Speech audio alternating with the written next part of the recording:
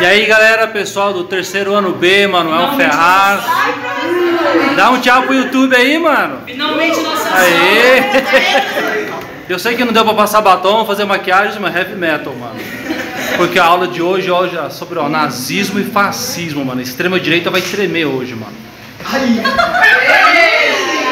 Então é o seguinte, turma, uma dúvida que sempre marca as minhas aulas quando eu falo sobre isso. Professor, já entendi o que é direita, o que é esquerda, conservador, progressista. Mas, qual que é a diferença do cara da direita e da extrema direita? Eles não são amiguinhos? E qual que é a diferença do cara da esquerda e da extrema esquerda? Eles também não são amiguinhos, não vieram do mesmo lugar, não fazem as mesmas coisas? A resposta é sim e não. Por quê? Vamos lá. O cara da direita, ele é conservador, não é? Sim. O da extrema direita é conservador? Sim. Quem é mais conservador dos dois? Da extrema direita. Da extrema direita. A grosso modo, turma, você pode pensar do seguinte modo: que dentro de um jogo democrático... professor... Agora você bagunçou minha cabeça. Como assim democrático? Dentro de uma república, você acha que um cara de direita consegue conviver com um cara de esquerda? Não. Principalmente nesse tempo de... Raciocinem. Sim. Criança. Dentro de um jogo democrático, o cara de esquerda é o cara de direita. Não estou falando de extrema esquerda e extrema direita. Interesse político. Oi? Interesse. Interesses políticos. Então perfeitamente possível um cara de direita conviver com um cara de esquerda dentro de um governo democrático, correto? Sim. Porque os caras vão jogar o jogo democrático, né? Ficou redundante, mas vocês entenderam, né? Os caras vão brincar no jogo democrático. Então os caras vão escolher políticos, lideranças, vão criar leis, vai ter um parlamento. Então, cara, dentro de um jogo democrático, a esquerda não tem problema nenhum com a direita. Quer dizer, tem diferenças ideológicas, mas os caras divergem, mas os caras convivem um com o outro. Não tem problema nenhum, tá? Rolam umas discussões legais, mas ninguém se mata por causa disso. Agora vem comigo. Um cara da extrema direita, turma, ele consegue conviver com a oposição? Não. Para não ter oposição, até que ponto esse cara chega? Exatamente, turma. Bora lá comigo então. Seguinte, agora eu me perdi, lembrei. Pronto. Confio no teu professor. Então é o seguinte, ó, vem comigo. Dentro do esquema democrático, turma, direita e esquerda convivem plenamente, discutem, brigam, às vezes saem no soco, mas tá tudo certo. Agora, a extrema direita, turma, e a extrema esquerda, os caras conseguem conviver com a oposição? Não. Então os caras, turma, eles chegam às vias de fato para poder impor a maneira deles de pensar, os valores e o modo de vida deles. É isso que marca os extremos, tanto na extrema esquerda como na extrema direita. Foi isso, turma, basicamente o que Adolf Hitler fez. Hitler conseguia conviver com uma diferença de opinião política dentro da Alemanha? Não. E o que ele fez com os caras que pensavam diferente dele? Matou. Matou. Exatamente. Agora o vídeo que ninguém viu que eu mandei no grupo. Ai. Ah, é verdade, vocês viram. Então é o seguinte, turma, retomando o vídeo lá, o que o nosso amigo Lenin, turma, fez lá na Rússia, logo depois que ele se tornou líder da Rússia comunista? O que ele fez com os amiguinhos? O que ele fez com os amiguinhos? Peraí. A pergunta é, o que ele fez com os amiguinhos que não concordavam com a visão de socialismo dele? Hein, Alice, o que ele fez? Todo mundo levou uma reeducação. Para vocês que não estão entendendo patavinas do negócio, funcionava assim. O Lenin, turma, logo que ele se tornou líder, né, da Rússia e depois a futura União Soviética, ele descobriu que tinha muito russo que não concordava com ele. Mais de 3 milhões. É só isso, né? Não concordava com a opinião de socialismo que ele tinha, né? Aí o Lenin estava pensando, o que eu vou fazer com essa galera? Aí ele perguntou pro Trotsky, que era amigo dele, um dos revolucionários lá, que ajudaram, né, a acabar com o Nicolau II e depois venceram a Guerra Civil lá. Aí eles tiveram uma ideia. Vamos pegar toda essa galera que a gente não gosta, que também não gosta da gente, vamos colocar num campo de concentração bem grande e vamos obrigar esses caras a trabalharem e a estudarem, até a gente enfiar na cabeça deles e vamos pôr na cabeça deles de que eles estão errados e que nós estamos certos. Então nós vamos obrigar esses caras a pensarem iguais a gente. Porque nós somos da extrema esquerda, somos radicais e quem não aceitar nossa ideia já era, meu irmão. E quem não aceitava dentro lá do campo de reeducação, o que acontecia com a pessoa, meninas? Já era. A mesma coisa o senhor Adolf Hitler fez na Alemanha, na extrema direita. No radicalismo, a gente pode falar ainda em um governo democrático e um sistema republicano? É por isso, turma, é por isso que quando a gente começar a falar, né, de Hitler na Alemanha, começar a falar de Vargas aqui no Brasil, varguismo, a gente vai começar a falar de Mussolini na Itália, do General Franco na Espanha, de Salazar em Portugal, a gente vai ver que esses caras, turma, não combinam com a democracia. Esses caras se tornaram verdadeiros ditadores. Professor, hoje em dia, nós temos ainda governos aí de extrema? O que vocês acham? Nós temos governos extremistas ainda hoje em dia? Sim. Fala um pra mim. Começa com C. Começa com C. Cuba. Cuba. Mais um que começa com C. Coreia do Norte. Boa. Mais um que começa com C. China. Aí, tudo com C, né, mano? Esse cara. São governos de extrema esquerda, eles impõem os seus valores através do radicalismo. São governos que odeiam a democracia e são governos que possuem os seus ditadores, tá? A China lá, assim, a China é um negócio muito louco, né? Eles falam que eles, né, têm eleições, mas quem sempre ganha é o mesmo líder, né? O Xi Jinping está lá, acabou de ser eleito de novo, democraticamente o cara foi eleito, tá lá. Né? Os caras da Shopee vão ver esse vídeo aqui, mano, os caras vão vir pegar aqui numa nota. Dúvidas até aqui? Não. Tá, agora pode colocar o dedo na ferida? Pode. Nossa. A partir de agora, turma, eu não vou seguir aqui, ó, falando da extrema esquerda. Simplesmente porque foi a extrema direita que causou a Segunda Guerra Mundial. Professor, mas a extrema esquerda não teve uma participação na guerra? Sim. Já ouviram falar de um cara chamado Stalin? Sim. Que era um dos amiguinhos do Lenin e do Trotsky? Lembra? Eram os três. Eram os três porquinhos. Eram os três porquinhos lá, né? Era o Stalin, o Lenin e o Trotsky, né? Os três dominaram lá a Rússia, mataram a família real e começaram, né, com o socialismo lá. E o Stalin, turma, ele vai ter uma participação bem expressiva na Segunda Guerra Mundial, vai perseguir as pessoas, mas lá na frente, quando eu falar de Segunda Guerra, eu quero falar do caso do Stalin, tudo bem? Agora vamos colocar o dedo na ferida, vamos focar aqui. Vamos apagar essa página da história, entendeu? Seguinte, turma, você já pegou então que a extrema direita, a direita, essa galera conservadora, eles têm valores que eles levam, né, a ferro e fogo, correto? Se a gente pegar toda a história, turma, da extrema direita, principalmente lá no início do século XX, tem alguns valores que se destacam. Tem uma porrada deles, eu podia encher essa lousa com vários valores de extrema direita. Mas eu quero falar dos três principais, tudo bem? E eu vou fazer um parênteses aqui agora, turma, está registrado no YouTube, certo? Para depois ninguém ficar falando besteira. Eu estou falando do início do século XX, tudo bem? Tudo bem? Faz assim com a cabeça.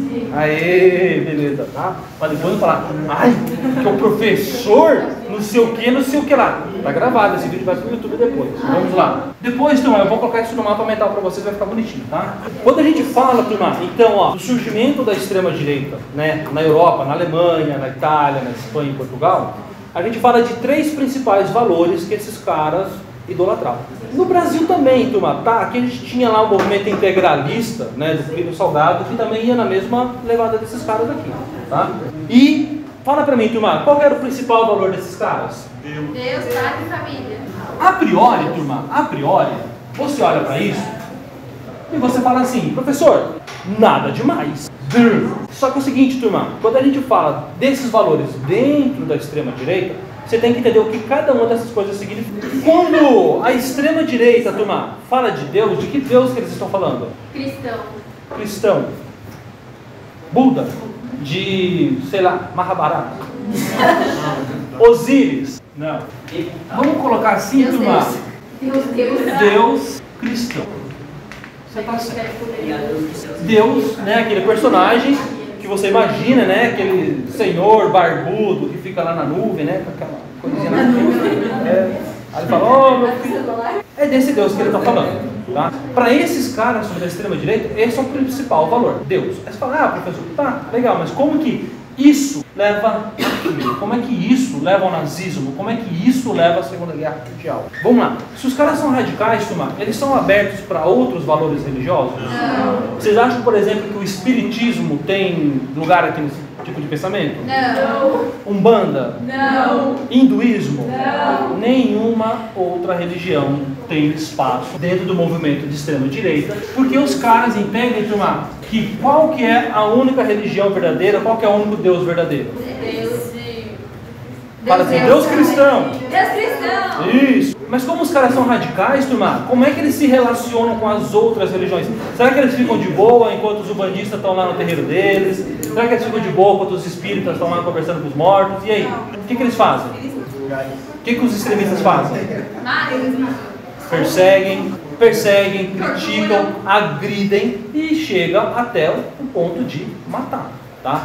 Hitler, turma, na Alemanha, ele não tinha paciência com outras formas de religião que não fosse cristã, tá? E os movimentos de extrema-direita, grosso modo, são movimentos assim. Eles impõem o pensamento cristão. Quem está dentro do pensamento cristão, ok. Quem não está, tá excluído. Qualquer outra forma de religião não serve, tá? E aí, uma pergunta que eu sempre escuto da galera, que é o seguinte: professor, mas como que Adolf Hitler, ele era cristão? Meus queridos, você que está aí no YouTube, me vendo agora, abre uma aba aí, ó, na internet, e pesquisa lá fotos do Hitler com o Papa, mano, com os cardeais. Hitler era católico, ele era cristão. Na cabeça dele fazia total sentido, né? Ser cristão, perseguir e exterminar outras formas de religião. Mas como que isso fazia sentido? Não sei, mas fazia, tá? Tava na cabeça dele. Tudo bem? Beleza? Escolhe outro valor, turma, pra gente trabalhar agora. Pátria ou família? Família. O conservadorismo, turma, o movimento de extrema direita, também tem um modelinho de família. Qual que é esse modelinho de família na sua opinião? Vamos desenhar aqui. Pai. Um homenzinho, uma mulherzinha. Vou colocar aqui 01, 02 e 03. A descendência. Pai, mãe, filho 1, filho 2 e filho 3. Ok. Será, turma, que dentro de um movimento de extrema direita faz sentido, por exemplo, essa mulher bater de frente com o marido dela? Não. Será que faz sentido, no movimento de extrema direita, esse marido ser superior à mulher? Sim. Será que faz sentido tocar a campainha agora? Claro. Não. Porque já depois de meia, já viu? Faz sentido, tá? Faz sentido. Né? Que mais? Imagina que essa mulher aqui, ela sofre agressões desse cara. Faz sentido dentro desse conceito de família ela pedir um divórcio? Não. E ela ser uma mulher sozinha, que cuida dos filhos dela, tem o próprio trabalho, ganha bastante dinheiro e se torna uma mulher independente? Não. Faz sentido isso? Não. Dentro do movimento conservador de extrema direita, turma, isso não faz sentido. Porque uma mulher desse jeito aqui, independente, com os filhos, bem financeiramente, ela pode servir do quê?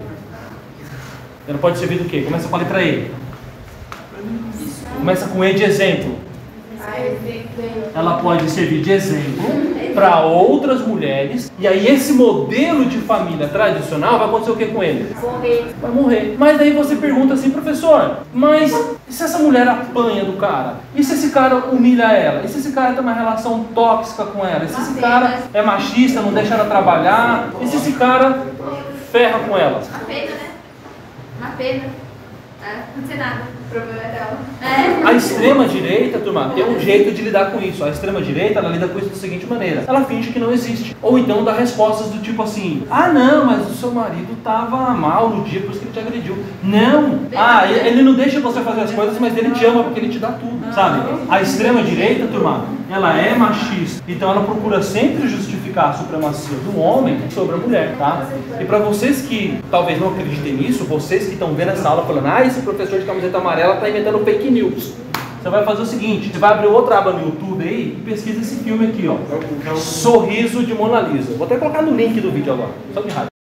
O Sorriso de Mona Lisa, turma, já deixa você perguntar já, tá? Fala de uma escola que tinha nos Estados Unidos, onde as meninas eram educadas, eram preparadas para ser submissas aos seus maridos. Legal.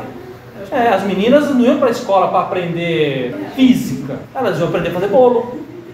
Esse filme, turma, ele não é uma invenção de alguém do Hollywood, ele é baseado em fatos reais. Conta a história de uma professora de arte que entra nessa escola e faz um trabalho para poder abrir a mente dessas meninas. Então, essa era a sociedade, turma, dos Estados Unidos no início do século XX. Totalmente de extrema direita e totalmente radical. Isso aqui não é invenção, é real. Sim, porque o que os caras da extrema direita querem? Eles querem preservar um valor, um modelinho de família que tem que se manter, e que se você quebra isso, já era. Uma família, por exemplo, formada por 2 homens, fazia sentido para a extrema-direita? Não. Uma família formada por 2 mulheres? Não. Ó, vem com esses valores e impõe eles pela força. Pátria, turma!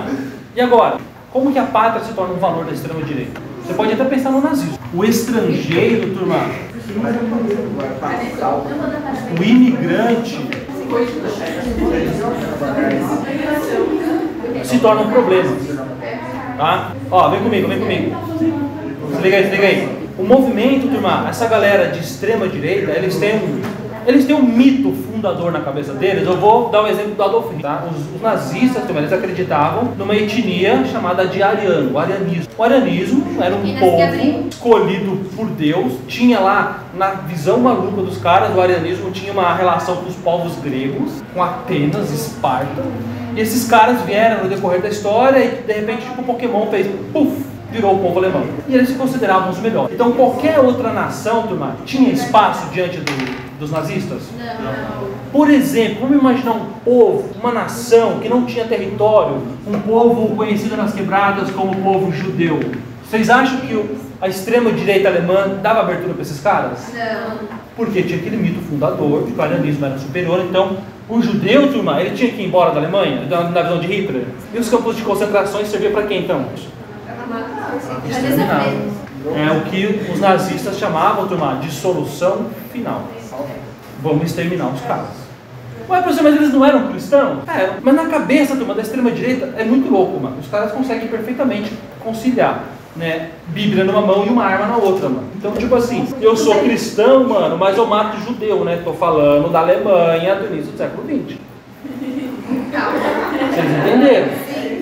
Né? Porque era o que acontecia, o soldado alemão que estava lá, né, em Auschwitz, lá, nos campos de concentração, ele era cristão, mano, na cabeça dele. Ele ia na missa, ele assistia o padre lá fazendo a missa dele. Mas na segunda-feira ele vestia a farda dele, ele beijava a esposa dele, ele beijava a criancinha, o filhinho dele, e ele ia feliz pro trabalho dele para fazer o quê? Para jogar um monte de judeu na câmara de gás, matava os caras, depois jogava o corpo lá, queimava, voltava para casa dele, tomava leite com rosquinha e ouvia o filhinho dele falar sobre a rotina dele na escola. Era uma vida, né, de um nazista na Alemanha naquela época, tá? Ó, vem comigo. Para esses caras de extrema direita, o estrangeiro, o imigrante, ele é um problema, porque ele não faz parte da mesma nação que ele, correto? Vamos colocar o dedo na ferida agora, a última vez, hein? De novo? Ah, opa! Vamos colocar a palavrinha aqui, migrante. O que é um migrante, alunos do terceiro ano? Ele migra dentro do país. Migrante é o cara, né, que muda dentro do próprio país, correto? Dentro do movimento de extrema direita, turma, você acha que o migrante também é um problema? Sim. Sim. Por quê? E aí, turma, o cara de extrema direita, ele também cria determinadas teorias na cabeça dele, dizendo que, quem mora nessa região aqui é superior a quem mora naquela região lá. Quando os caras daquela região vêm pra cá, eles só vêm pra estragar, eles só vêm pra roubar emprego, eles só vêm pra trazer falta de civilização.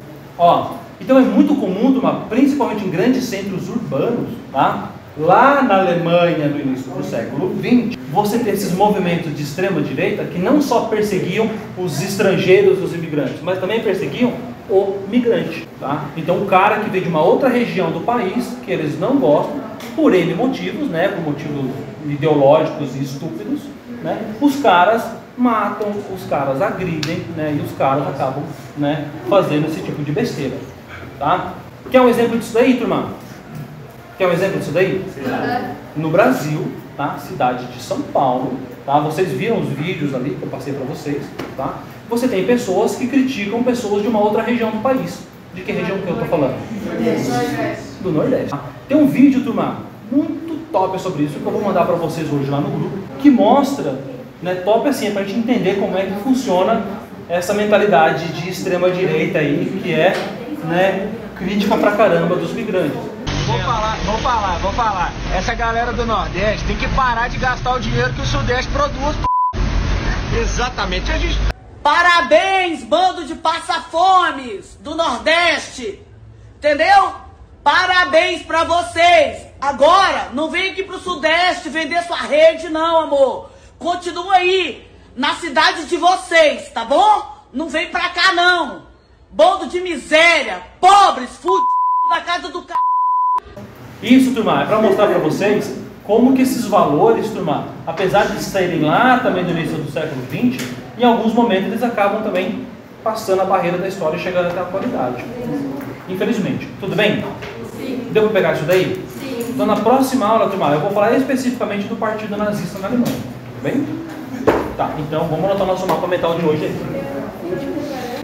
Seguinte, a brincadeira aqui então, turma, é a gente compreender especificamente a extrema direita na história, tá? Ó, agora copia aí, só me escuta. Eu fiz aquele recorte lá, turma, brincando com a esquerda, com a direita, para poder retomar alguns conceitos com vocês, tá? Ó. Posso? Obrigado. Tá bom, professor, então que lance é esse, então, essa tal dessa extrema direita? A extrema direita, turma, ela tem uma data de nascimento, ela tem um período histórico, tá? Início do século XX, pós-Primeira Guerra, Você pega todo aquele período tumultuado de reconstrução da Europa, você pega aquele período ali da crise de 29, tudo muito tumultuado, e a extrema-direita vai achar nesse caos social um ninho para ela poder se fortalecer. Tá? E a extrema-direita, turma, ela vai surgir em diversos lugares: Alemanha, Itália, Portugal, Espanha. No Brasil nós vamos ter um movimento de extrema-direita. No Japão também tem uma certa visão um pouco também levada para o lado da extrema-direita. Dentro dos Estados Unidos, os Estados Unidos eles viviam a época do apartheid, então você tinha uma separação política, judicial entre negros e brancos. Você tinha ônibus para negro, ônibus para branco, escola para negro, escola para branco. Né? Então os caras também tinham, né, uma extrema-direita valores, né, da extrema-direita bem estabelecidos dentro da sociedade. Apesar do governo dos Estados Unidos na época não, né, ter esse rótulo, né, de se rotular, olha, nós somos extremistas e tudo mais. Mas a sociedade norte-americana daquela época era pra caramba. Tá? Beleza, professor, então assim, qual que é a pegada dos caras? A pegada dos caras, turma, é conseguir uma projeção social, uma dominação social a partir da defesa de certos valores. Tá? Valores, né, que, né, aparentemente são valores inocentes, são valores tranquilos. Quando você pensa, por exemplo, né, em Deus, pátria e família, né, são valores que no primeiro momento assim, eles não causam, você não consegue relacionar o extremismo a isso. Tá? O extremismo começa a vir a partir do momento que você começa a entender quais valores são e como esses valores são colocados. Tá? Começando ali pela ideia de Deus. Os caras, turma, da extrema-direita, eles têm um valor muito estabelecido sobre Deus. E Deus, para eles, é o Deus cristão, é o Deus que vem lá da tradição judaica, certo? É aquela visão de Deus e acabou. Outras formas de religião não são aceitas. Tá, professor, mas só porque os caras não aceitam outras manifestações religiosas, os caras são de extrema-direita? Não. Os caras são de extrema-direita por conta da maneira como eles se relacionam com outras formas de religião. Porque o não aceitar, turma, não faz o cara ser de extrema-direita.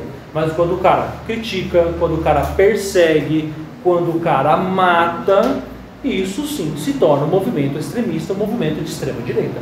Ué, professor, mas aconteceu isso? Sim, os judeus foram, né, perseguidos, executados também por conta da religião que eles professavam, que não é a religião cristã. Então é o seguinte, turma, essa figura de Deus, ela é imposta, ela é colocada, os caras não aceitam. Tá, professor, mas e dentro de uma sociedade, num grupo de extrema-direita, o cara que tem uma opinião religiosa diferente? Olha, esse cara ele sofre um processo. Primeiro ele é excluído, depois ele é perseguido, né? E a tendência é que numa situação de extrema-direita esse cara seja até mesmo morto. A extrema-direita não negocia, os caras não conversam. Hitler executava quem não tinha a mesma opinião que ele. Tá, professor, e a família? Como é que é a pegada da família? A extrema-direita tem um modelo de família. Né? Homem, mulher, seus filhos, né? O homem ele é o mantenedor. Mantenedor quer dizer o quê? Que o cara tem que bancar a família toda. A mulher ela aceita ser mantida pelo homem por uma questão de que a mulher não pode aparecer mais do que o homem. A mulher ela não pode ocupar cargos de expressividade na sociedade. A mulher ela tem que ser um exemplo para poder cuidar das crianças, para poder cuidar do lar. Então, dentro de um modelo de extrema direita, é isso. Professor, mas seguir esse modelo de família faz com que a pessoa por si só seja de extrema direita? Não. Mas a pessoa ela é de extrema direita quando a partir desse modelo de família ela critica outros modelos de família. Quando ela agride outros modelos de família. Quando ela ataca outros modelos de família. Né? Quando a pessoa parte para agressão, por exemplo, uma família onde a mulher é sozinha, onde ela critica outros modelos de família, aí a coisa acaba, né? Critica sim, galera, não verbalmente, mas critica fisicamente, com ataques, com publicações, com coisas do tipo. Tá? Aí vira um movimento de extrema direita. E por último, turma, né, a pátria. Né? E essa ideia também é muito legal porque causa muita confusão na cabeça dos alunos. Professor, então o fato de um movimento específico defender uma pátria, isso torna aquele movimento extremista? Não, não. O fato da pessoa pertencer a um território, se sentir pertencente a uma nação, se sentir pertencente, né, a um movimento, isso não torna ela extremista. O extremismo vem quando, em nome dessa pátria que ela defende, ela se acha no direito de julgar, criticar, perseguir e matar pessoas de pátrias diferentes.